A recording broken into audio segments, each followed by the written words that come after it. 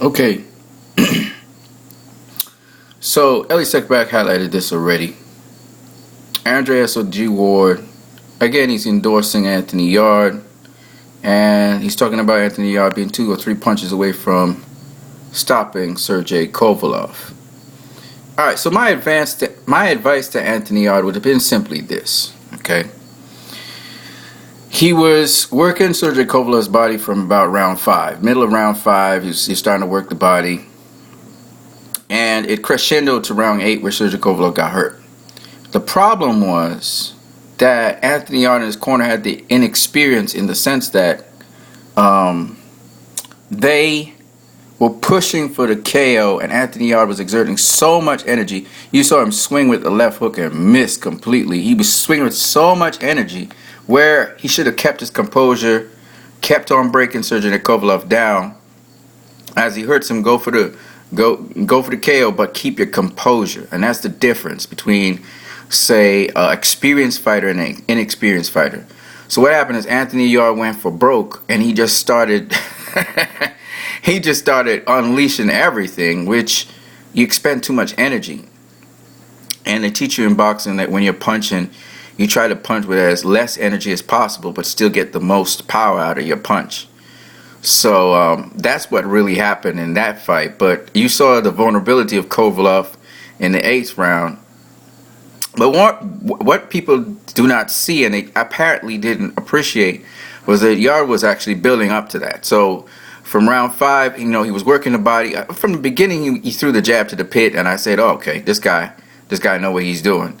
So he was working that jab to the pit to Kovalev's body, started breaking him down, especially when they get inside on the clinches or when he slid to the inside. He'd counter Kovalev to the body and to the head, and then he started to pick it up more and land different shots. Sometimes left hooks to the body, sometimes right hooks to the body, sometimes lead rights to the body, sometimes lead rights to the head, sometimes he would jab to the body or mix it up and jab to the head.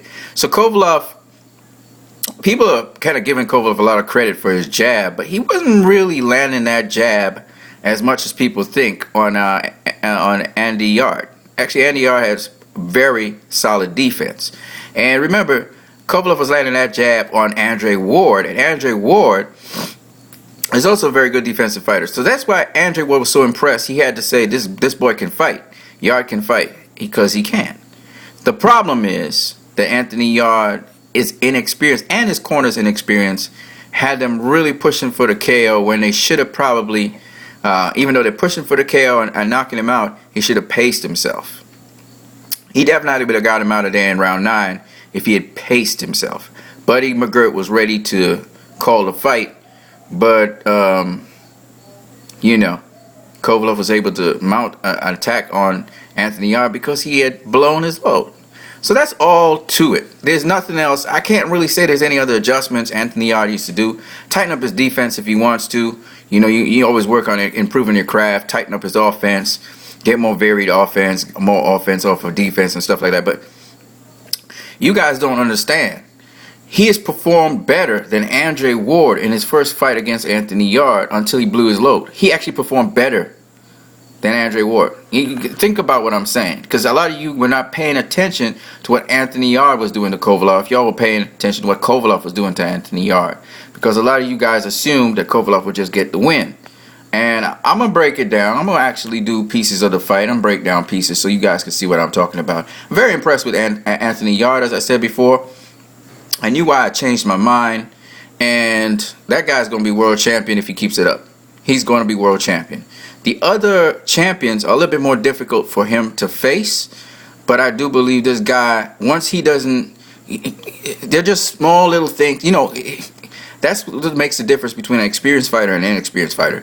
There is these small things that make a difference in you winning a fight or losing a fight. And I think these small things now he is learning about. But this guy got everything, man. He got everything to be a world champion. And he's going to become one. All right, you guys have a good one.